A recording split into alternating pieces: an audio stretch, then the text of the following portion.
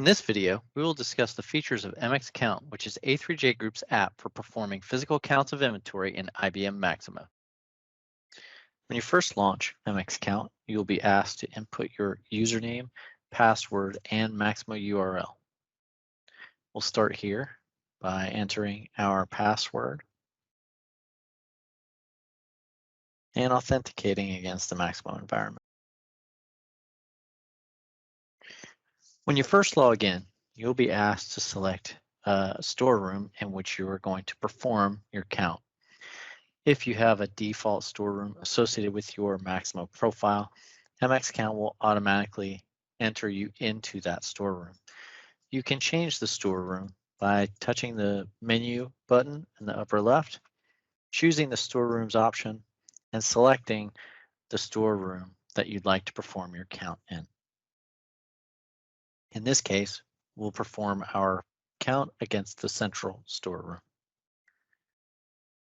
By default, MxCount will show you a list of items that are in your storeroom. You can further filter your list by either typing in a description, item number, or bin number in the search bar, or you can use the scan icon in the upper right to scan for your item number or bin number.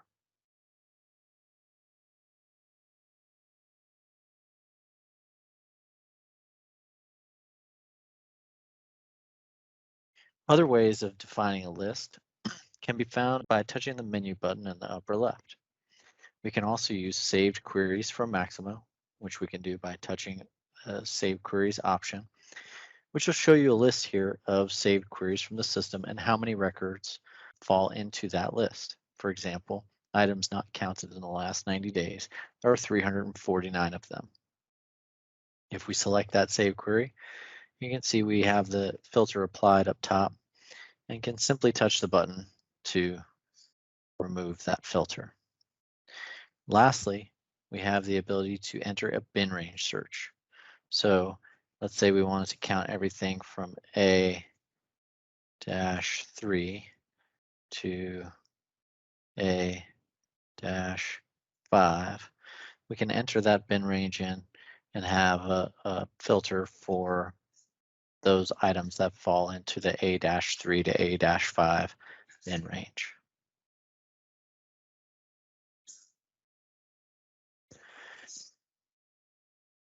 Once we've curated our list, we can now start to enter item counts into the app. If we touch on the first item in the list, you can see information here about the item and bin number and last count information. If we enter an account here and hit update physical count, we will have updated the physical count for the item and sent that back to Maximo. If we were to update the physical count and the entered value doesn't match the value coming from Maximo, for example, if we say there were 550 feet of copper tubing here, we'll get a prompt from the app that asks us whether we would like to continue because the entered amount does not match the current balance in the system. Clicking yes will accept the value entered and create a variance in the system. Clicking no will allow us to go back and re-enter the information. This is helpful if we get a situation where somebody makes a mistake upon entry.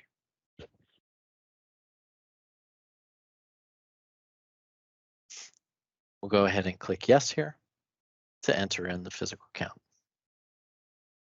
You can see in the upper right-hand corner as well that we have a little image icon. If we touch that image icon in the upper right, we'll get a larger view of the item image. This can be useful when counting to make sure that we're counting the right item. Lastly, you can see here that while we are displaying the last count and last count date, we are not displaying the current balance of the item. This is a blind count situation, which is the default for the MxCount application. that can be toggled off in order to display the current balance by a simple configuration that can be performed against the app.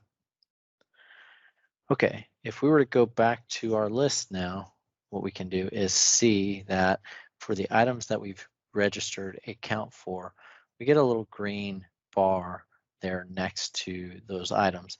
That indicates that a recent count has been taken for those items. Recent counts are defined in the settings here. So if we come to our menu button and click on the settings icon, what that'll do is show us some certain settings here. So we can toggle off or on the ability to show item images and thumbnails. The hours since last count is going to be how many hours until that green bar will disappear since the last count. And then we can even toggle off showing recently counted records. So for example, rather than having the green bar show next to the item, you can actually drop those items off of the list entirely.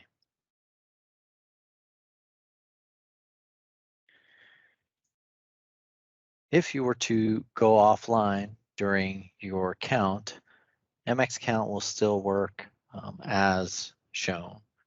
We can show this by going offline from the menu options, coming into our app here and plugging in a value. You can see there, new count queued for offline processing. And when we go back to our main list, you can see the number 1 in the upper left-hand corner here, as well as the orange bar next to the item that has an offline count taken for it. If we were to touch on that number 1, you could see up in the upper left here, we have an actual pending transaction screen that we can toggle to show us all of the different items that have been counted and are waiting for you to be reconnected in order to sync back with Maximo. You can even swipe to the right in order to reveal the trash can icon, so you can discard any transactions that you don't wish to post back to Maximo. If we were to reconnect, we can either press the Process Transactions button or go back to the home page, in which case those pending transactions would process automatically. You saw the 1 disappear and the orange turn to green.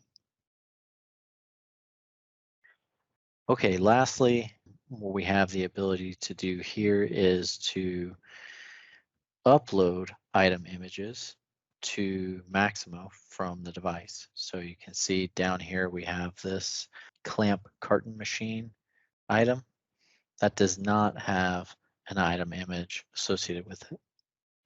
If we touch on that item, you can see rather than showing the existing item image, we have the ability to take a photo or choose a photo from the library of photos that are on the device. If we say take photo, it opens up the camera here and we can take a picture of the item, use that photo, and this will be our new item image for our clamp carton machine. You can see in the upper right here we have the A3J hat, and when we click on it, that would be our item image in Maximo. Thanks for watching this video on MxCount, which is A3J Group's app for performing physical counts of inventory in IBM Maximo. For more information, you can go to our website at a3jgroup.com or connect with us on LinkedIn or Twitter. For inquiries, email info@a3jgroup.com or give us a call at 877-235-4774.